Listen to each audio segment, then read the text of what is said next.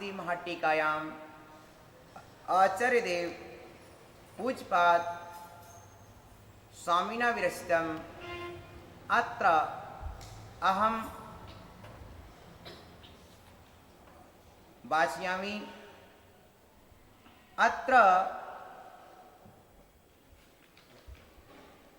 आचार्य महोदयः श्री पूज्यपाद देवः वर्णनं करोति।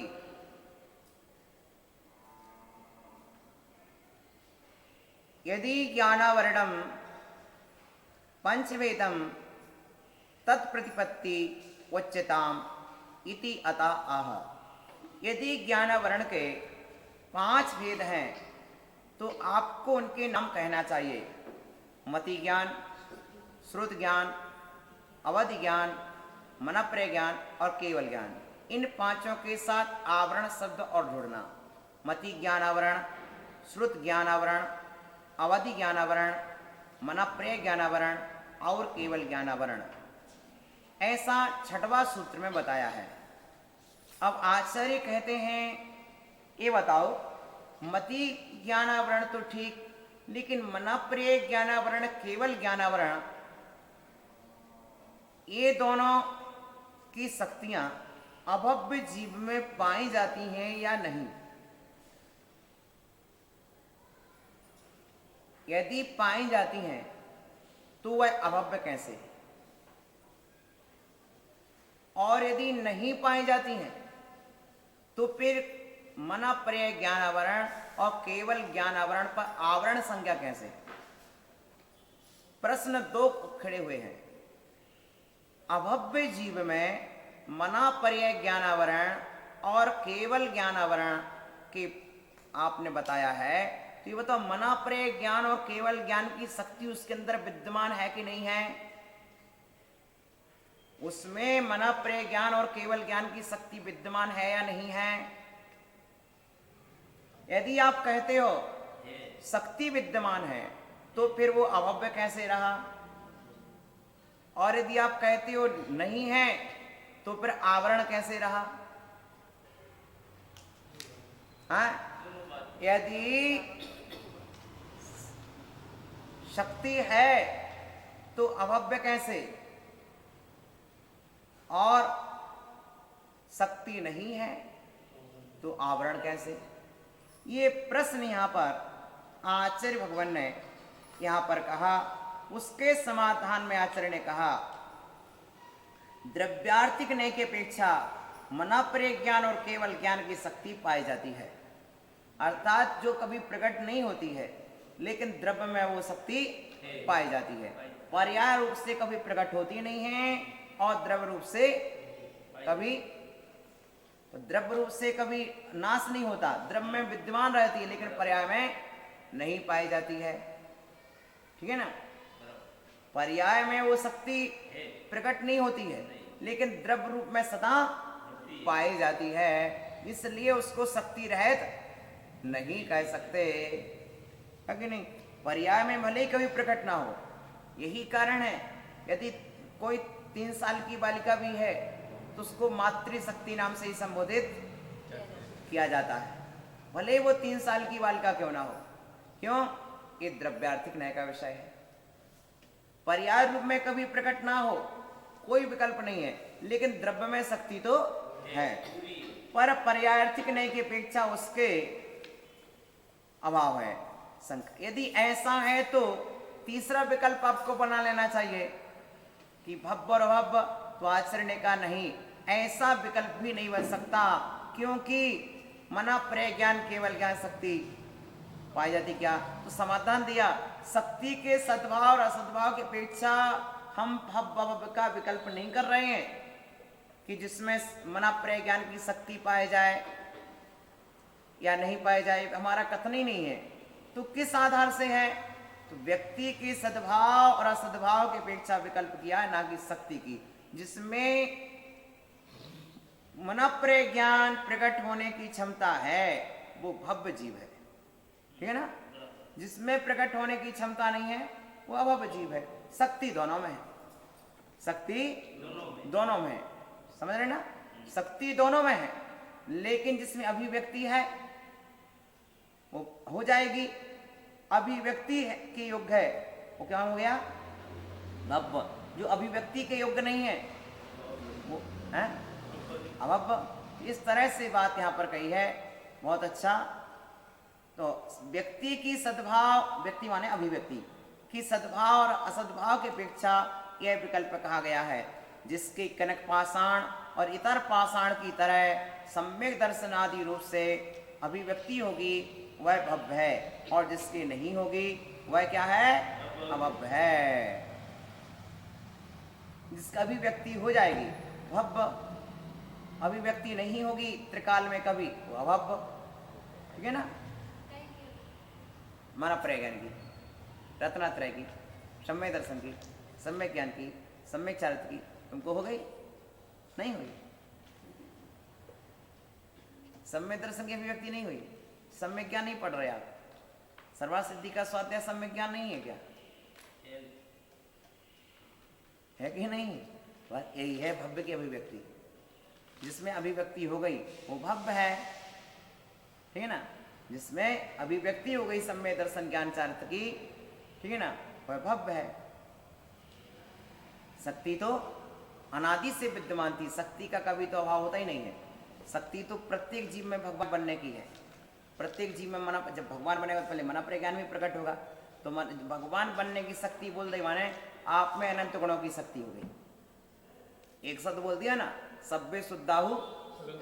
इसका मतलब तुमने सीधा भगवान बना दिया शक्ति रूप में। जो मेरा भगवान रूप शक्ति, उसमें अनंत गुणों की सारी शक्ति आगे कि नहीं आगे? और जिसमें भगवान बनने की पूर्व अवस्था प्रकट हो गई, जिसे सम्यक दर्शन प्रकट हो गया है, उसे भगवान बनने का पूर्व रूप प्रकट हो गया। तुम भगवान बनने के पूर्व रूप में आ गए हो। क्या कहा? ये भगवान बनने की पूर्व अवस्था है, सम्यक दर्शन की अवस्था। इसलिए बताया मुनि अवस्था तो अरहंत का बीज रूप अवस्था है। आओ आज हम आपको ले चलते हैं ज्ञानावरण के अंतर दर्शनावरण कर्म के एक भेद कहते हैं। चक्षुर चक्षुरवधे, चक्षुर चक्षुरवधे केवलानाम निद्रा निद्रा निद्रा प्रचला प्रचला प्रचला स्त्यान गृध्यस्य। अब देखो दर्शनावरणी के भेद गिना रहे हैं, ध्यान से सुनना। चक्षु दर्शनावरण 1, अचक्षु दर्शनावरण 2, अवधि दर्शनावरण 3, केवल दर्शनावरण 4, निद्रा दर्शनावरण 5, निद्रा निद्रा दर्शनावरण 6, प्रचला दर्शनावरण 7, प्रचला प्रचला दर्शनावरण 8, स्त्यान ग्रद्दी दर्शनावरण 9। हो गया पूरे 9? समझना? कोई भी हमें तो नींद नहीं आती। और व्यक्ति इतने अच्छे से बोला था हमें तो नींद नहीं आती। सीधे बोलो ना कि हमें पाप नहीं आती, पाप कर्म का उदय नहीं आती। हाँ सुनो, मैं आपको बतला रहा हूं, घातिया कर्मों की 47 प्रगतियां हैं। उन 47 प्रगतियों में ज्ञानावरण की 5 प्रगतियां पाप रूप हैं, दर्शनावरण की 9 प्रगतियां पाप रूप हैं, मोहिनी की 28 प्रगतियां पाप रूप हैं, और अंतराय की 5 प्रगतियां पाप रूप हैं। ध्यान से सुन रहे आप? घातिया कर्म जो जीव के गुणों को घात करता है वो घातिया कर्म। जिसके रहते हुए किंचित मात्र भी गुण प्रकट ना हो पाए वो कहलाता सर्वघाती कर्म, और जिसके रहते कुछ गुण प्रकट हो जाए और कुछ ना प्रकट हो वो कहलाता देशघाती कर्म। ठीक है ना? तो देखो, केवल ज्ञानावरण सर्वघाती प्रगति है, ठीक है ना, और मति श्रुत अवधि ज्ञानावरण मन प्रिय ज्ञानावरण तक देशघाती प्रगतियां हैं। ठीक है ना? और दर्शनावरण की सर्वघाती प्रगतियां। आप ध्यान से देना कि अब सर्वघाती प्रगतियों में आपका गुण प्रकट नहीं होगा। सोते हुए जीव को सम्यक दर्शन नहीं हो सकता। सुन रहा है? कि जीव सोता भी रहे और सम्य दर्शन भी हो जाए, प्रकट नहीं होता। सम्य दृष्टि तो सो सकता है, लेकिन सोता हुआ सम्य दृष्टि नहीं होता इसका उत्पत्ति की अपेक्षा। तो देखिए इस तरह से 47 की 47 प्रगतियां पाप है। जैसे क्रोध का आना पाप का उदय है, मान का उदय पाप का उदय है, अज्ञान का उदय पाप का उदय है, उसी तरह निद्रा का आना भी पाप का उदय है। जिनका पाप कर्म तीव्र होता है उन्हें नींद आती है, उतनी तीव्र नींद आएगी। पाप कर्म विपुल मात्रा में होता है तो अच्छे अच्छे महान महान कार्यों में भी उन्हें नींद आ जाती है। और इसलिए ये समझना, कई लोग सोने को अच्छा मानते हैं, नींद को अच्छा मानते हैं, पर हमारे आचार्यों ने कहा निद्रा दर्शनावरणी कर्म है, अस्तमित ज्ञान ज्योति निद्रा, जो ज्ञान ज्योति को ढक देती है। नींद में व्यक्ति ये निर्णय नहीं कर सकता मुझे क्या करना क्या नहीं करना, विवेक ज्योति समाप्त हो जाती है। इसलिए जो व्यक्ति ये सोचते हैं नींद नहीं आ रही, उन वे बहुत बड़े सौभाग्यशाली जीव हैं जिन्हें नींद नहीं आती, वे बड़े पुण्यात्मा जीव हैं जिन्हें नींद नहीं आती है, ठीक है ना। लेकिन नींद नहीं आती तो वे महान काम करें तब तो महान बात है, लेकिन नींद नहीं आ रही तो नींद की दवाई। या आप देखिए व्यक्ति अपने शरीर पर जिस तरह के संस्कार डाल ले उतनी निद्रा में उसका काम हो जाता है। आज श्री भगवान श्री विमल सागर जी महाराज मात्र 2 घंटे सोते थे। आर्य का विशुद्धमती माता जी सिर्फ 2 या 3 घंटे सोती थी। तपस्वी सम्राट सन्मति सागर महाराज 8 से 11 बजे तक 3 घंटे सोते थे और टाइम फिक्स था 8 से 11, 3 घंटे फिक्स टाइम, रात्रि के 8 बजे से 11 बजे तक, और फिर उठ करके बैठ गए तो बैठ गए। ये है उनके सोने का समय। महान काम करने वाले योगी रात्रि में पूरा शून्य सन्नाटे में महान काम कर लेते हैं। वही रात्रि चोरों के लिए चोरी में साधन बनती है, वही रात्रि योगी के लिए योग में साधना बनती है। ये एकांत योगी को भी चाहिए, योगांत पापी को भी चाहिए। पापी भी एकांत हो जाता है और योगी भी एकांत हो जाता है। तिल्लोक पंडित जैसे महान ग्रंथ का कार्य विशुद्धमती माता जी ने किया, समझ रहे ना। इतना महान काम किया है, कई वर्षों तक काम किया है, तब तिल्लोक पंडित के ग्रंथ का अनुवाद हो सका, उस पर कार्य हो सका। इसी तरह के और भी ग्रंथकारों ने काम किए। धवला जी का काम जो हुआ है, दिन और रात एक करके काम होते हैं। यदि नींद बीच में आ जाएगी तो तुम्हारी उपलब्धियां क्या होंगी। तो दर्शनावरणी कर्म तो पाप कर्म है जो हमें अपनी उपलब्धि नहीं होने देता है, समझ रहे ना। इसलिए मनुष्यों के लिए आचार्य बताते हैं कि पाप कर्म है निद्रा, और नींद पर नींद आना और गहरी निद्रा है। जरा अपन देखें, पाप कर्म को हम समझ रहे हैं तभी तो हटाएंगे इसको, ठीक है ना। देखो, चक्षु अचक्षु अवधि केवल दर्शनावरण के अपेक्षा भेद निर्देश है। चक्षु दर्शनावरण, अवधि दर्शनावरण, केवल दर्शनावरण और अचक्षु दर्शनावरण। अब देखो, मद खेद और परिश्रम जन्य थकावट को दूर करने के लिए नींद लेना निद्रा है।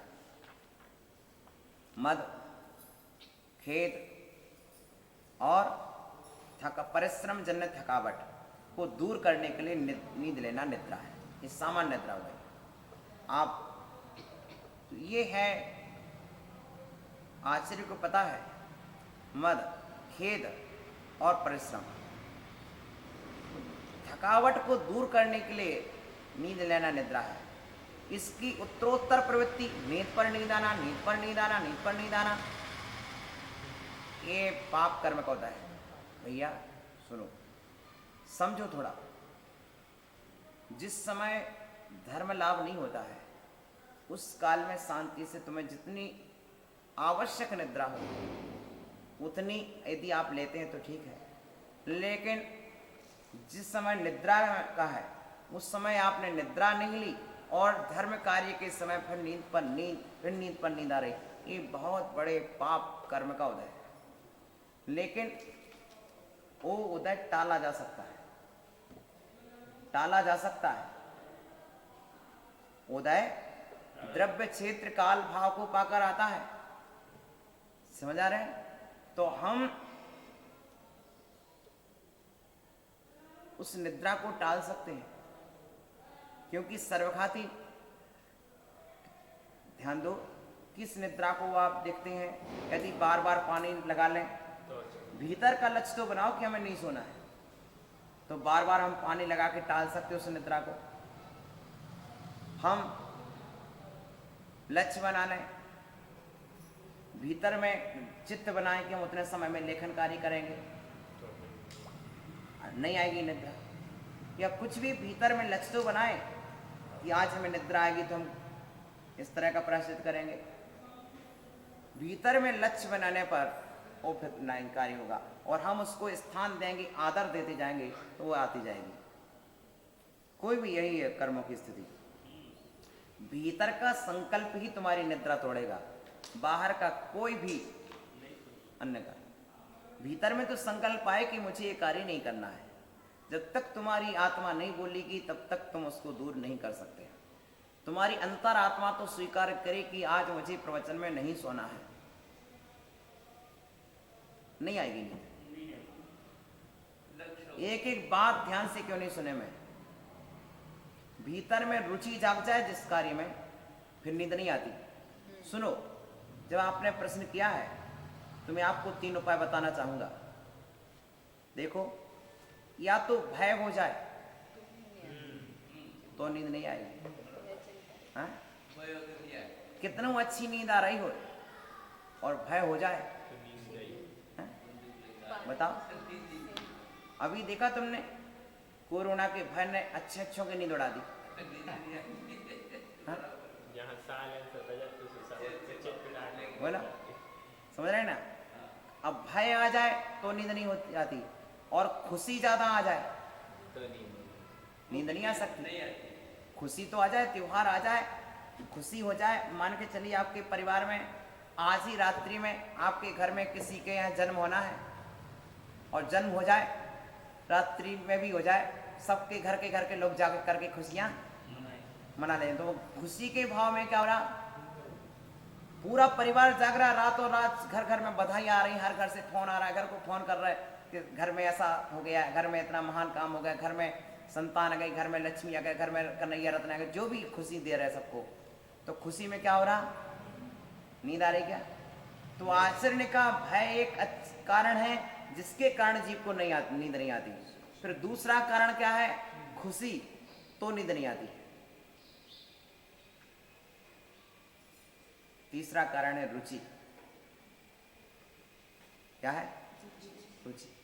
आपके जिस कारण में रुचि हो उस कारण में आप कार्य में लग जाओ, फिर आपको नींद नहीं आएगी। भय, चिंता, चिंता, मुझे देना एक कारण चिंता, भय, खुशी, ठीक है ना?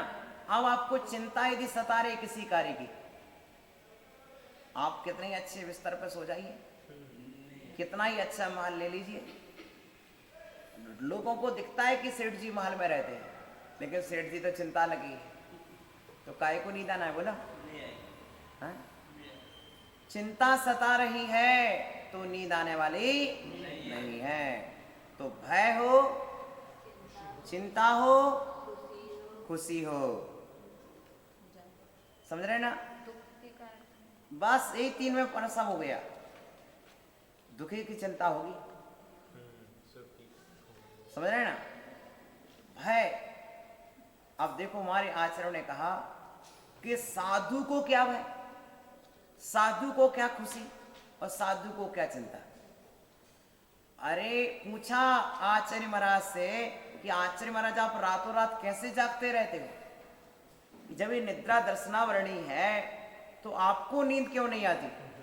जब सबको नींद आती तो आचार्य बोले देखो मुझे भय तो लगता है, मुझे डर लगता है, अब भी नींद आ गई, ना जाने कौन कौन से विचार ले आएंगे, क्या पता सपने में कौन कौन से विचार आएंगे, और ना जाने कितने कर्म और बंध जाएंगे। इतने कर्म बंध रहे कि हम गिन नहीं पा रहे प्रति समय, और अभी कितने कर्म बंध जाएंगे इसका भी पता नहीं। तो मुझे संसार के बंधन से भय लगता है। अब तो मैं संसार के बंधन से डरता हूं, पापों से भी भय लगता है मुझे, और नींद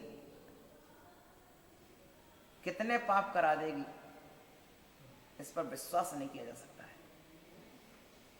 ये हिंसा भी करा सकती है, ये झूठ भी करवा सकती है, ये पांचों पाप करवा देती नींद।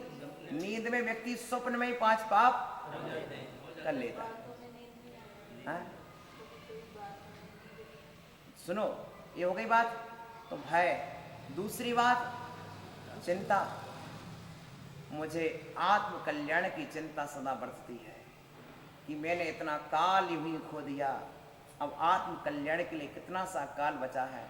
मुझे तो आत्मा का कल्याण करना है। दिन में तो वैसे भी नहीं कर पाता सबके सामने, अभी रात ही तो मिली है, तो अच्छी तरह से सामायिक कर सकता हूँ, अच्छी तरह से प्रतिक्रमण कर सकता हूँ।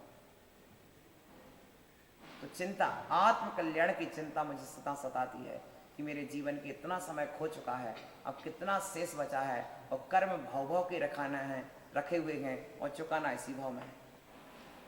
कर्म भाव के रखे हैं और चुकाना इसी भाव में है। तो इस चिंता में मुझे नींद नहीं आती, भय हो गया, चिंता हो गया। महाराज इसके अलावा भी कोई उपाय?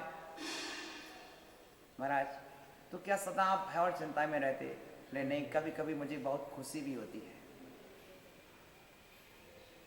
जब आप श्रावकों को देखता हूं तो लगता है कि मेरा जीवन कितना सौभाग्यशाली है, मेरे जीवन के कितने पुण्योदय में आए हैं।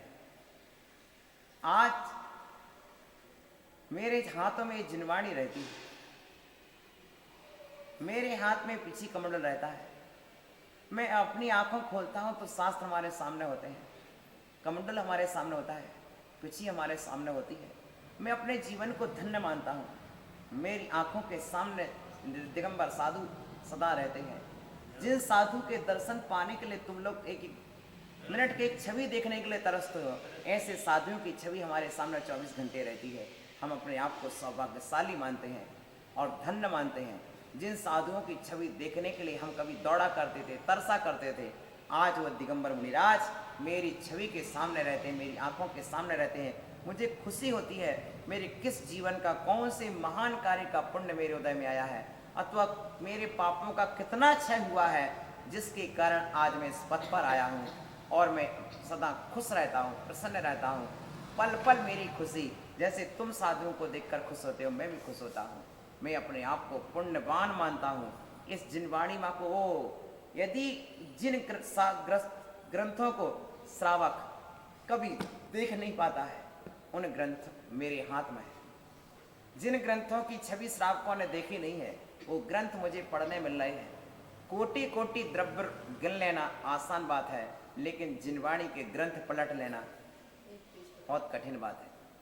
कोटि कोटि रुपए गिनना बहुत आसान है, लेकिन जिनवाणी का एक पेज पलटना कठिन है। और मेरे लिए तो यही सौभाग्य मिला है कि मैं जागता हूं तो जिनवाणी, इसलिए मैं क्यों ना जागता रहूं। जब तुम अपने द्रव्य को लोभ के कारण गिनते हो तो तुम जाग सकते हो, तो मैं जिनवाणी के स्वाध्याय में जागूं तो कर्मों की निर्जरा। इसलिए मेरा जागरण ही मेरा निर्जरा महोत्सव है, मेरा संबर महोत्सव है, यह ही हमारा उत्सव है। ऐसा निद्रा को जीतने के 3 उपाय: भय, चिंता, खुशी। खुशी में समा गया, हमें खुशी होती है।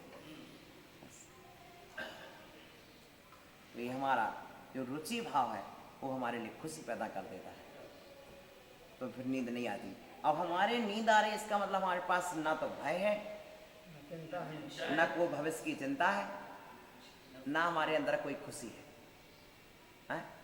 यदि हमारे अंदर खुशी हो किसी बात की, अधिकार जिनवाणी में ये लाइन कितनी अच्छी निकली, ऐसी लाइन तो हमने कभी जीवन में सुनो।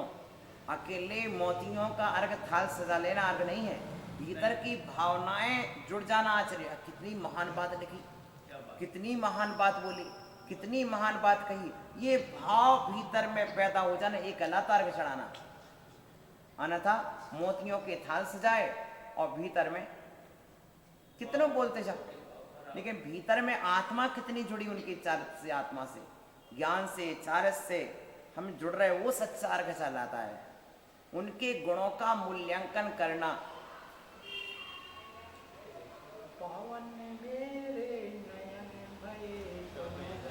दरस नहीं गा के, दरस से यदि पावन है तो तुम्हें कहने की जरूरत ही नहीं है।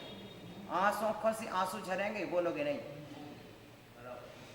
आंख जब तक दर्शन करके आंखों से आंसू नहीं झरे तब तक दर्शन भय नहीं है। यानी विचार पूर्वक दर्शन करना। एक होता आंखों का दर्शन, एक होता चिंतन का दर्शन। इसलिए आचार्य कहते हैं दार्शनिक आंखों से नहीं देखता है, दार्शनिक वह कहलाता है जो विचार करके देखता है। आंखों का दर्शन दर्शन नहीं है, विचारों का दर्शन दर्शन है। आंखों का दर्शन दर्शन नहीं है, विचारों का दर्शन करने वाला दार्शनिक होता है। आंखों का दर्शन करने वाला सिर्फ दर्शक होता है। भैया, आंखों से दर्शन करने वाला दर्शक होता है और विचारों से दर्शन करने वाला दार्शनिक होता है और श्रद्धान करने वाला सम्यक दृष्टि होता है? आंखों से दर्शन करने वाला दर्शक होता है, समझ रहे ना? आंखों से देखने वाला दर्शक होता है, विचारों से देखने वाला दार्शनिक होता है और श्रद्धान करने वाला सम्यक, श्रद्धा से देखने वाला सम्यक दृष्टि होता है। हो गया? वही जिन प्रतिमा है, एक ने आंखों से देखा तो वो दर्शक कहलाया, एक ने विचार से देखा वो दार्शनिक कहलाया, और एक ने श्रद्धा से देखा सम्यक दृष्टि कहलाया। तीन बातें यहां मौजूद हैं। तो आप दर्शक बन के गए कि दार्शनिक बन के गए कि सम्यक दृष्टि बन के गए? तीन बातें मौजूद हैं। नहीं, सम्यक दृष्टि दार्शनिक भी हो सकता है, दार्शनिक सम्यक दृष्टि हो या ना हो, और सम्यक दृष्टि दार्शनिक भी होता है। विचार, क्योंकि जब श्रद्धा से देखा तो विचार से भी देखेगा वो। है? बोलो भैया। इसलिए विचार में आया, क्या अद्भुत पाया, क्या खुशी मिली, वो चीज जब विचार की आए बिना तुम्हें प्रसन्नता आ नहीं सकती है। कुछ ना कुछ विचार में आएगा तभी प्रसन्नता जागेगी और तभी खिन्नता जागेगी। यदि चेहरे पर प्रसन्नता है तो कोई ना कोई विचार आपके भीतर में चल रहा है। हमको देख करके आपके चेहरे पर प्रसन्नता है, इसका मतलब आप हमारे विषय में कुछ सोच रहे हैं, और आपके चेहरे पर खिन्नता है, इसका मतलब हमारे विषय में ना सही तुम किसी ना किसी अथवा अपने विषय में कुछ जरूर सोच रहे हो। ठीक है ना? तो प्रिय बंधुओं, आचार्य कहते हैं तो नींद को जीतने के तीन उपाय बताए। कौन कौन से? भय, चिंता और खुशी। ठीक है ना? यदि स्वाध्याय में मन लग जाए तो 2-2, 3-3 घंटे निकल जाए, पता ही नहीं पड़े कितना समय निकल गया। अपन तो समय सार की सुबह की वाचना 1 घंटे बिल्कुल कहाँ निकलता है, ऐसे रस में लीन हो जाते पता नहीं पड़ता है। ऐसा लगता है कि थोड़े और जल्दी शुरू करें। तो हो गया निद्रा के विषय में अच्छा समझ लिया अपन ने। मद, खेद और परिश्रम। मद भोजन आदि करने के बाद व्यक्ति को मद आता है, ठीक है ना? और खेद कहलाता है यही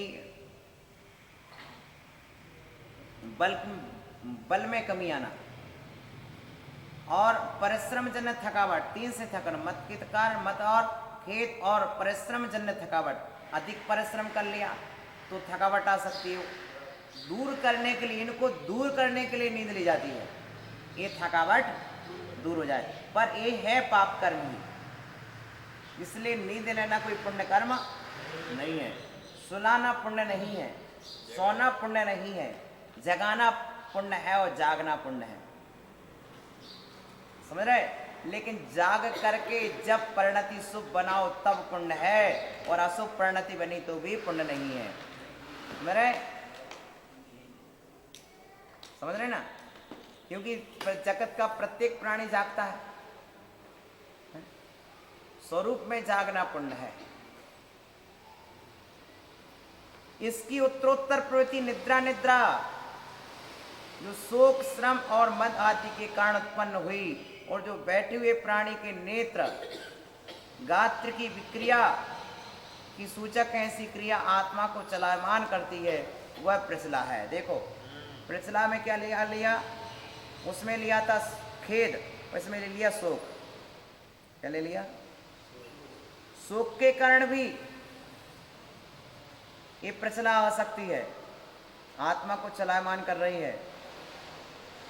उसकी पुनः पुनः आवृत्ति होना प्रचला है, जिसके निमित्त से स्वप्न में शक्ति विशेष का आविर्भाव होता है, वह स्त्यान ग्रद्धि है।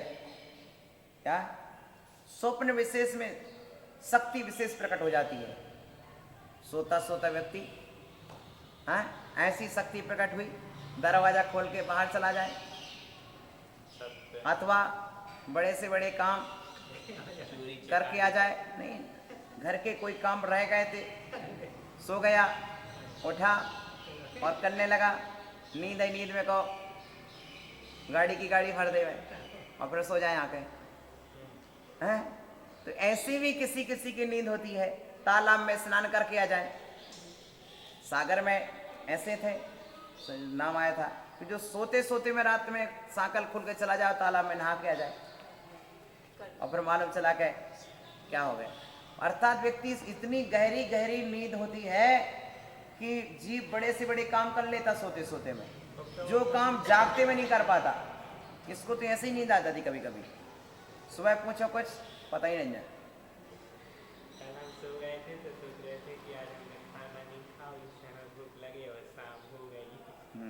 तो क्या होता, अच्छा स्त्यान ग्रद्धि में बड़े से बड़े काम कर लेता हो, पता कुछ नहीं रहता। बंबई में दर्शन कर लिए, पता ही नहीं है। श्रीफल चढ़ाया था, पता ही नहीं है। ऐसी गहरी गहरी नींद भी आती जीव को कभी कभी। आओ एक बार सो गया तो फिर उठा के ले जाओ। हाँ, एक बार सो गया तो उठा के ले जा इसको, और पिन्ना कोई कहीं भी सो गए, पिन्ना तो बंद कर दिया है। तो इस तरह से ये होता है। और स्त्यान ग्रद्धि में तो सामने दिखेगा कि व्यक्ति चल रहा है, लेकिन वो बड़े से बड़े का, और सोते सोते में उसको कोई होश नहीं रहेगा, बोध नहीं रहेगा मैं कार्य कर रहा हूं। इस तरह स्त्यान ग्रद्धि होती है, जिसके निमित्त से स्वप्न में शक्ति विशेष का आविर्भाव होता है स्वप्न में, और वह बड़े से बड़े काम कर लेता है। ग्रद्धि दीपते जो स्वप्न में प्रदीप्त होती वह स्त्यान ग्रद्धि। लेकिन स्त्यान ग्रद्धि को यानी स्वप्न विशेष में लिखा है, स्त्यायाति धातु के अनेक अर्थ हैं, उनमें यहाँ स्वप्न अर्थ लिया गया है। और ग्रद्धि दीपते जो स्वप्न में प्रदीप्त होती है, स्वप्न में ही ये शक्ति जागती है। स्त्यान ग्रद्धि का मतलब स्वप्न में लिखा है, जागरण के साथ नहीं जोड़ा इसको। स्वप्न में व्यक्ति बड़े से बड़े काम कर लेता है। और हम स्वप्न में घूम आए, पहाड़ पे चढ़ गए, नदी में पार कर लिया, तालाब में तैर गए, जो काम जाति थोड़ी है, मतलब कल्पना से चलेगा। हाँ तो हो गया है? हाँ हाँ है? हाँ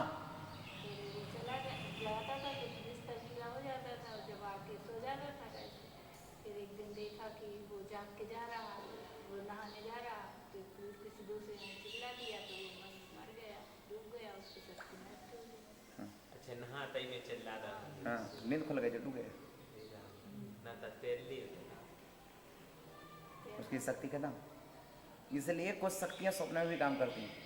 इसका मतलब है कि स्वप्न में शक्ति विशेष प्रकट होती है, दोनों तरह की। इसलिए जिनवाणी के सूत्र वगैरह भी स्वप्न में आ जाते। आपको वो देखा था ना सतारा में कौन सा पार्क सितारा वाला इन कल्याण माता मंदिर। जी ईसल क्रांति में। माता जी को सुंदरता का हाँ, तो ये स्वप्न में भी विशेष चीज़ें दिखती हैं। झालरा पाठन में कटा तो सही हो गई बिल्कुल। 15 दिन नहीं लगे थे। हाँ, 15 दिन नहीं लगते, बिल्कुल। बिल्कुल बाजी से निकल गए हैं? बिल्कुल सर जैसा देखा थे बड़ी उपलब्धि भी छोड़ दी थी अपन ने, हैं? हाँ बहुत बड़ी उपलब्धि भी छोड़ दी थी। चलो, जिसके उदय से रौद्र, वह बहुत कर्म करता है, वह स्त्यान ग्रद्धि, और स्त्यान ग्रद्धि में रौद्र कर्म करता है, कोटि कर्म करता है। व्युत्पत्ति का लभ्यते स्त्याने स्वप्ने, ये स्वप्न में आती है, शयन में आती है, ये आती है स्वप्न। वो जो है ना, स्वप्न से मतलब स्वप्न लेने सोना ही है, इसका मतलब शयन ही है, इसका मतलब सिंह धातु स्वप्न अर्थ में आती है, इसका मतलब वही है सोना। स्वप्न दिखना नहीं, सोना ही इसका अर्थ है। हाँ, शयन। ग्रध्यति धातु का दीप्ति अर्थ लिया गया है, जिसके हृदय से रौद्र बहु कर्म करता है, कर्म भी करता है। स्पष्ट लिख गया ना, सोते सोते उठ के माने चला जाएगा, वो सो ही रहा है, वो ट्रैक्टर चलाता जाएगा, सोते जाएगा। इसमें नए एक्सीडेंट निगोत निगत मुक्ता लगत माने सोच समझिए कब कितनी विशेष बात है हो जाती है। जगत में तो होते ही जाके तो विशेष कर्म कर लेगा विशेष नींद में। इसी तरह देखिए हैं? ये पर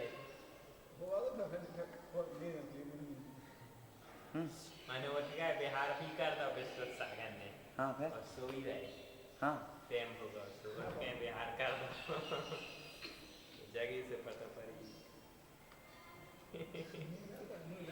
हो जाती है स्त्यान ग्रंथि में कार्य। स्त्यान ग्रंथि में कार्य हो जाता है, और जीव को स्वयं पता नहीं रहता कि मैं क्या कार्य कर रहा हूँ, क्या करके आ गया हूँ, अपन को भी आती है, हैं? अपन को भी आती है। और क्या, अपनी तो चल रहा है, सभी निद्राओं के अपनी तो उदय है। जिसके उदय से रौद्र बहु कर्म करता है, स्त्यान ग्रंथि है।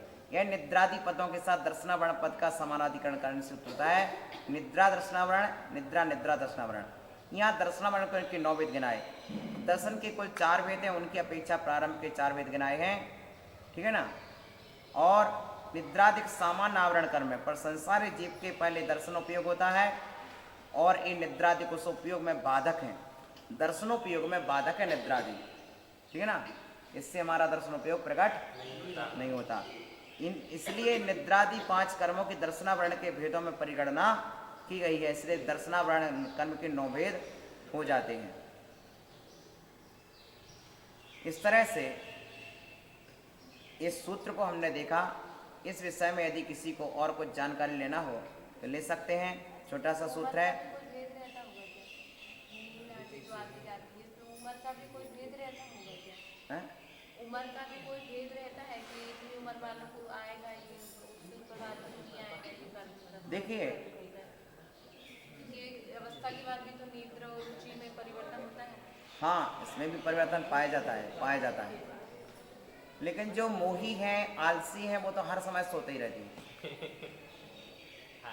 हाँ, ठीक है। जैसे बताया कि छोटा बालक शिशु होता है, वो 18 घंटे सोता है, और वृद्धि होती तो 12 घंटे हो जाता है। वृद्धों के लिए और कम नींद बताई। लेकिन वस्तुता ये है, क्योंकि छोटे बालक जो होते हैं, छोटे शिशु हैं, वो 18 घंटे सोने का, 16 घंटे सोने का, हाँ हाँ, तो उनकी थकान उतनी होती है। वो इतने समय के बाद आराम को प्राप्त हुए हैं।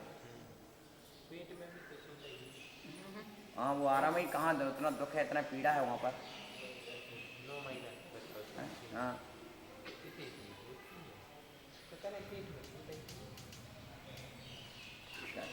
पीड़ा झेलेंगे कि सोएंगे, कष्ट झेलेंगे कि सोएंगे। लेकिन जब माँ लेती होगी तब तो उनको आराम मिलता होगा। आओ तुम्हें रस्सी से बांध लेती होगी। अब हम बड़े हो गए ना, सो तो तकलीफ हुई है। भैया आत्मा तो पूर्व में निरंतर चलती फिरती रही, और अब भी तुम यहाँ चल फिर रहे, हाथ पे जा रहे आ रहे कर रहे, और तुम्हें अब भी तत्काल गर्भ में पहुँच गए मरण करके, तो फिर बंद हो रह जाए। तो 9 महीने जो निरंतर 90 साल चलता रहा हो, वो 9 महीने के साथ जेल में पहुँच जाए। जी। अंधकूप में जहाँ अंधकार है, अंधकार है, प्रकाश नाम की एक किरण नहीं है वहाँ पर। फिर महाराज जी, इनको याद नहीं किया और रात को सपने में कैसा जाता है? जैसे एक मैनेजर आज रात को मेरे सपने में आया कि 4 गिलास नींबू बना दे। मेरे घर नींबू एक ही है, 4 गिलास कैसे बनेगा? क्योंकि वो 2 गिलास बनाए तो मेरे कर्म बंद का कारण। नहीं, तुम बताओ फिर सिचुएशन, अभी पूछ रहा तुमसे भी तो हो गया। इस तरह से कोई ना कोई एक ध्येय होता है, एक लक्ष्य होता है। वो जो बातें आई ना, अब इस बात को जैसे आप नोट कर लो, इसका टाइम नोट कर लो, तारीख नोट करो, इसका आप कौन से पहर में आया ये भी नोट करो, ठीक है ना। फिर उसके पश्चात फिर हमसे पूछना। ये 4 बातें पूरी लिख लिया करो। जब भी कोई स्वप्न आए तो कितने बजे आया, रात्रि में कौन से पहर में आया, 4 ब्रह्म मुहूर्त 4 बजे आया है कि रात्रि के 12 से 3 के बीच में आया है कि और कभी आया है, तो उसका सबसे पहले समय लिखना चाहिए, पर तिथि लिखना चाहिए, ठीक है ना। फिर पूरा का पूरा चित्र लिखना चाहिए, यदि कोई चित्र भी दिखा है, क्योंकि स्वप्न के साथ पूरा चित्र भी दिखेगा। ये व्यक्ति मुझसे यहाँ बात कर रहा है, ये स्थान, पूरा का पूरा अंकन दिखेगा आपको, पूरा का पूरा। तो समझो कि इस तरह से फिर स्वप्न के फल बताए हैं, क्योंकि कुछ स्वप्न बात रोग के कारण आते हैं, कुछ पित्त के कारण आते हैं, कुछ कफ के कारण आते हैं, और कुछ सहज स्वप्न आते हैं, और कुछ दैवक स्वप्न आते हैं जो देवादि के द्वारा आते हैं, अपने भाग्य के बस आते हैं कुछ। हाँ, तो बात पित्त कफ के कारण कभी पानी के स्वप्न, कभी हवा के स्वप्न, कभी आकाश में उड़ने के स्वप्न, ये तो बात पित्त कफ के कारण आती है, ठीक है ना। खाने पीने के सब बात पित्त कफ के कारण आ जाते हैं।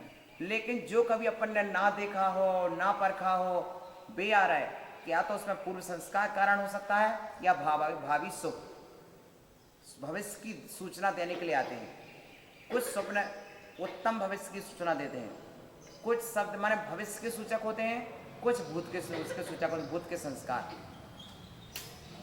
कुछ पुराने संस्कार बस भी आते हैं, कुछ भविष्य के सूचक होते हैं, उनके द्वारा भविष्य की सूचना मिलती है। ऐसा हमने कई बार देखा है, हाँ कई बार देखा है।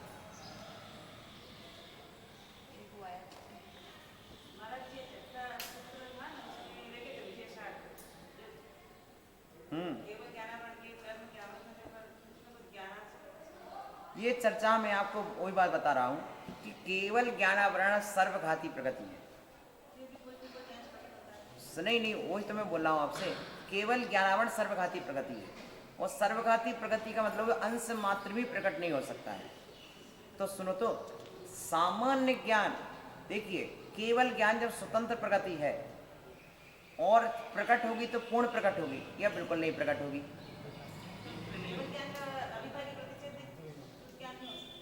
नहीं हो सकता, केवल ज्ञान का अविभागी प्रतिच्छेद श्रुत ज्ञान नहीं हो सकता है। श्रुत ज्ञान स्वतंत्र है, छावसमिक ज्ञान है, और केवल ज्ञान में छायक ज्ञान है। यदि आप वहां पर यहाँ लागू कर लेंगे तो हमें ये कहना पड़ेगा तीर्थंकर का अनंत ज्ञान चक्रवर्ती की भी पाया जाता कहलाना, या अपन के अंदर पाया जाना का उसका अंश, क्योंकि केवल ज्ञान का एक अंश भी उतना ही महत्वपूर्ण है जितना संपूर्ण ज्ञान है।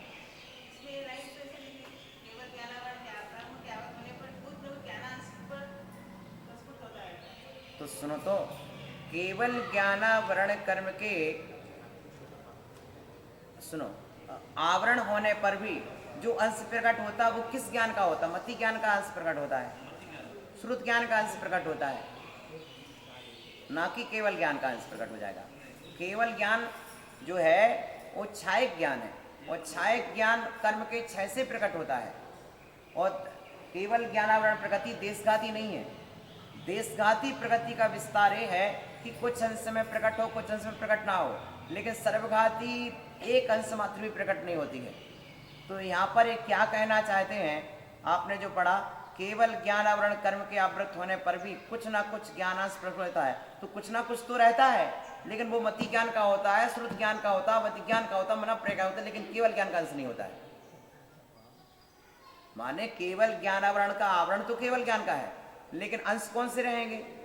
तो मति ज्ञान आवरण का अंश होगा, श्रुत ज्ञान आवरण का अंश होगा। छौसम जिसका रहेगा वो प्रकट रहेंगे, और जिस पर पूरा आवरण है वो प्रकट नहीं होगा, ठीक है ना। प्रकट करना का नाम छौसम हो गया, स्पष्ट हो गया ना। तो इस पे यहाँ पर जो उन्होंने लिखा स्पष्ट लिखा, उनका स्पष्ट कहना है कि केवल ज्ञानावरण कर्म के आवृत होने पर भी कुछ ना कुछ ज्ञानांश प्रस्फुटित होता रहता है, उसी को आवृत करने से 4 आवरण, ठीक है ना, होते हैं। माने केवल ज्ञानावरण कर्म के आवृत होने पर भी मति ज्ञानावरण, श्रुत ज्ञानावरण, अवधि ज्ञानावरण, मनापरे ज्ञानावरण। अन्यथा कुछ कुछ व्यक्ति यहाँ पर ऐसा पढ़ लेते हैं उसी का अंश है, उसी के एक करण है, उसी के एक करण है। भैया कोई केवल ज्ञान की करण नहीं है, ठीक है ना, है होगा तो पूरा ही होगा अंश रूप में, क्योंकि केवल ज्ञान का अंश जो है उसमें भी लोक का लोक झलकता है। जो अंश में है वो अंशी में है, जो अंशी में है वो अंश में है।